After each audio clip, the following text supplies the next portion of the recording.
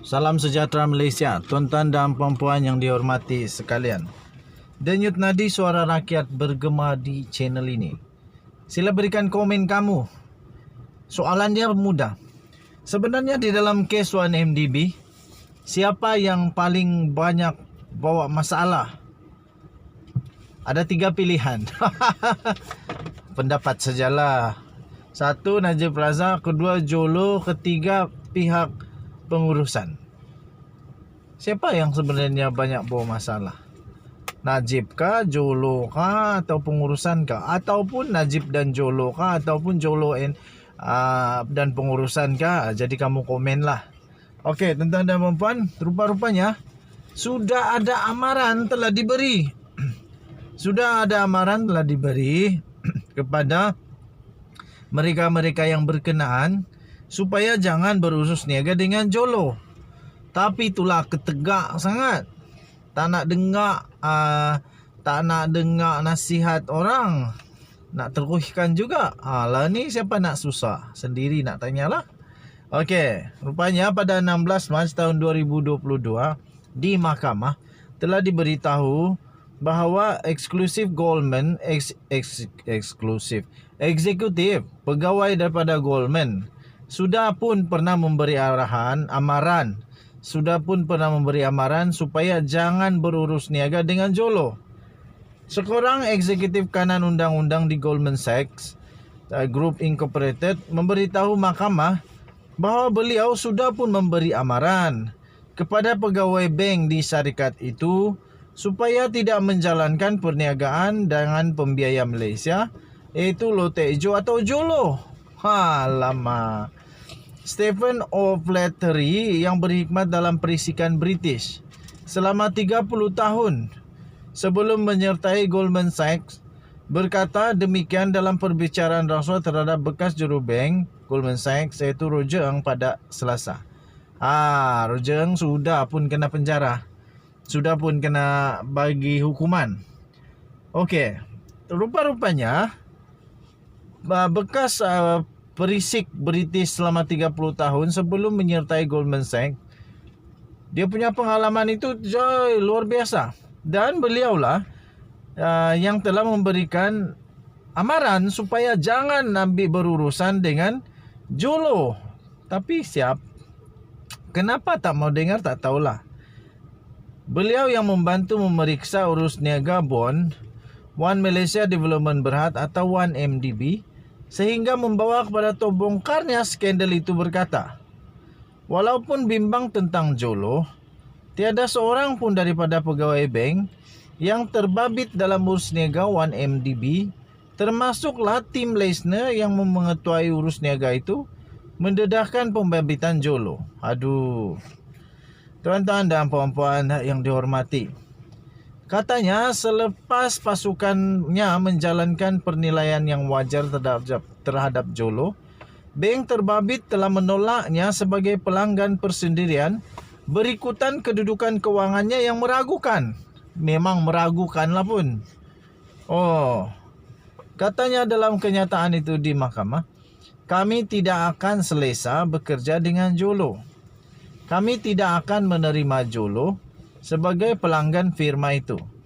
Tetapi jika Jolo adalah sebahagian kecil daripada perjanjian, sukar untuk mengatakan kepada pelanggan bahawa dia tidak boleh menjadi sebahagian daripadanya. Tambah O'Flaherty yang memberi keterangannya di Mahkamah Persekutuan di Brooklyn. O'Flaherty yang mengetuai bersama di dalam kumpulan perisikan perniagaan Goldman Sachs memberi keterangan sebagai saksi pendakwaan terhadap Ng, satu-satunya juru bank Goldman Sachs yang telah dibicarakan berhubung rompakan epik dana kekayaan 1MDB. Ng didakwa bersubahat dengan Leisner dan Jolo selaku ahli perniagaan kontroversi yang kini dalam buruan. Di dalam penipuan besar-besaran itu, tim Leisner, bekas ketuanya pula mengaku bersalah dan bekerjasama dengan kerajaan.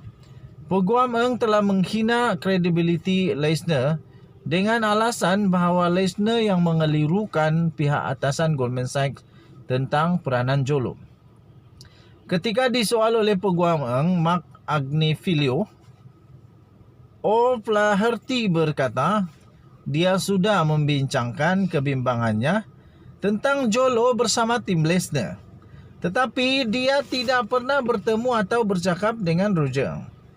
Pendakwa raya persekutuan berkata, tim Lesnar dan Roger menyembunyikan daripada pegawai atasan Goldman Sachs mengenai peranan Jolo dalam penipuan itu dan membantunya memperolehi sekurang-kurangnya 1.42 bilion. Waduh, punya banyak duit Malaysia kena curi.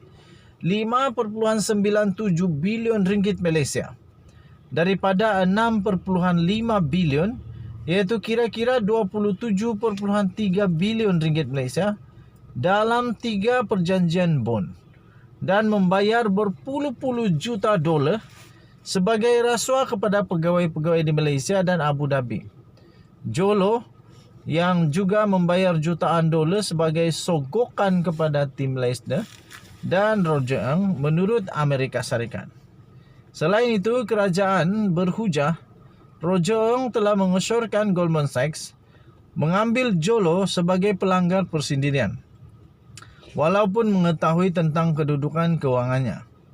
Amerika Syarikat pada 2019 telah membuat perjanjian dengan Jolo untuk mendapatkan semula hampir 1 bilion atau kira-kira 4.2 bilion ringgit Malaysia dana yang dicuri daripada 1MDB.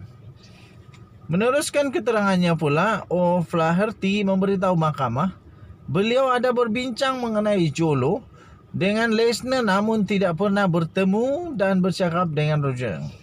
Dia kemudian mengetahui pegawai bank Goldman Sachs itu sedang mempertimbangkan untuk membuat perjanjian dengan Low Tae-jo atau Jolo namun kemudiannya dibatalkan. Tuan-tuan dan puan-puan, katanya lagi beliau sudah mendengar daripada seorang pegawai bank Goldman Sachs di Timur Tengah bahawa Jolo telah menghadiri mesyuarat Lesnar di Abu Dhabi bersama Sheikh Mansour bin Zayed Al Nahyan, pengerusi dana kekayaan negara Abu Dhabi International Petroleum Investment Co, selaku anak syarikat IPIC yang menjamin perjanjian 1MDB. Lesnar bagaimanapun katanya menafikan pembabitan Jolo. Dia nampaknya jengkel dengan saya. Lesnar berkata Jolo tidak hadir, kata O'Flaherty. Okey, tuan-tuan dan puan, untuk mendapatkan berita yang lengkap tentang perkara ini, kamu boleh masuk ke dalam BH Online. BH Online bertarikh 16 Mac 2022 dengan tajuk Eksekutif Goldman sudah diberi amaran. Eksekutif Goldman sudah beri amaran jangan berurus niaga dengan Jolo. 16 Mac 2022. Denyut Nadi Suara Rakyat bergema di channel ini. Kita jumpa lagi. Bye bye.